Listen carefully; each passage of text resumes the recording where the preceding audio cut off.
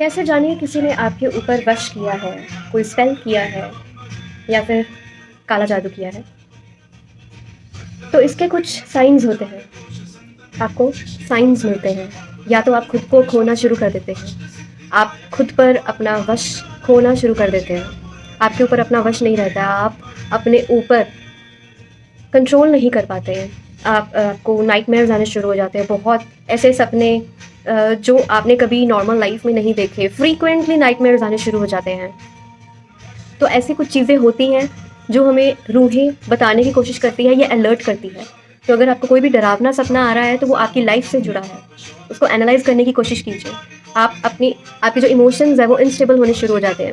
Mental instability आनी शुरू हो जाती है, डिप्रेशन आना शुरू हो जाता है।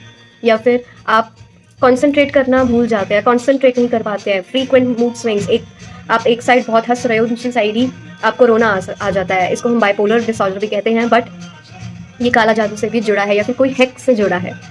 या फिर कुछ हेल्थ प्रॉब्लम्स आनी शुरू हो जाती है, सडनली वेट गेन हो जाना, या फिर ऐसी डिजीज़ होना जिसका ट्रीटमेंट करना, डायग्नोज होना बहुत मुश्किल है।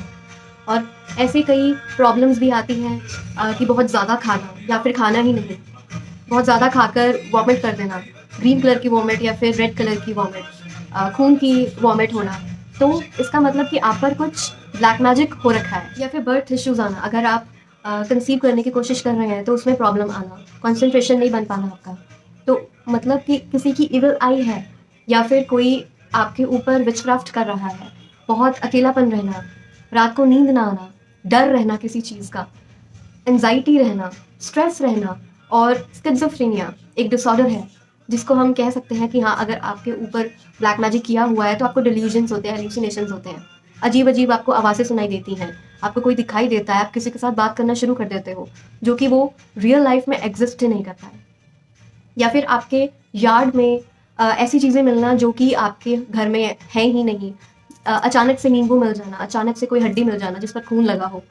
दैट मीन्स कि आपके घर पर कोई संकट ज़रूर है, इविल आई ज़रूर है, या फिर किसी का साया ज़रूर है। कई बार वास्तु दोष की वजह से भी ये प्रॉब्लम्स आती हैं।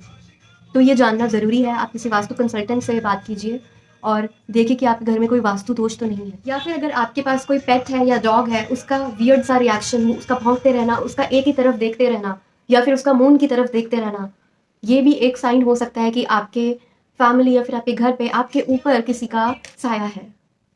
फाइनेंशियल प्रॉब्लम्स आना, किसी कहीं से पैसे अटके हुए हैं, वो नहीं आ रहे, वो आ रहे थे लेकिन अब नहीं आ रहे हैं।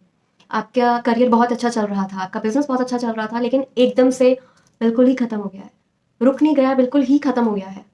तो दैट मीन्स किसी की इविल आई है, किसी ने ब्लैक मैजिक किया है। और अगर आपको नेगेटिविटी रिमूव करनी है तो सेज जलाइए, अगरबत्ती जलाइए, काल भैरव अष्टकम, हनुमान चालीसा सुनिए, और ब्लैक टर्मलिन पहनिए, ब्लैक ऑब्सीडियन पहनिए। और ऐसे कई क्रिस्टल्स आते हैं जो आपको ब्लैक मैजिक और हेक्सेस से बचा कर रखते हैं। इससे आपका घर का ब्लैक मैजिक खत्म तो नहीं होगा, लेकिन कुछ हद तक ठीक हो जाएगा। अगर आपको अपना ब्लैक मैजिक खत्म कराना है तो आपको कुछ क्रियाएं करवानी पड़ेंगी। उसके लिए आप मुझे कॉन्टैक्ट कर सकते हैं नीचे दिए गए नंबर पे, डिस्क्रिप्शन पे और स्क्रीन पर दिए हुए नंबर पे आप मुझे कॉन्टैक्ट कर सकते हैं, जिससे कि मैं आपके घर की क्लिनजिंग कर सकती हूँ और ब्लैक मैजिक है तो वो भी रिमूव कर सकती हूँ। थैंक यू सो मच और टेक केयर।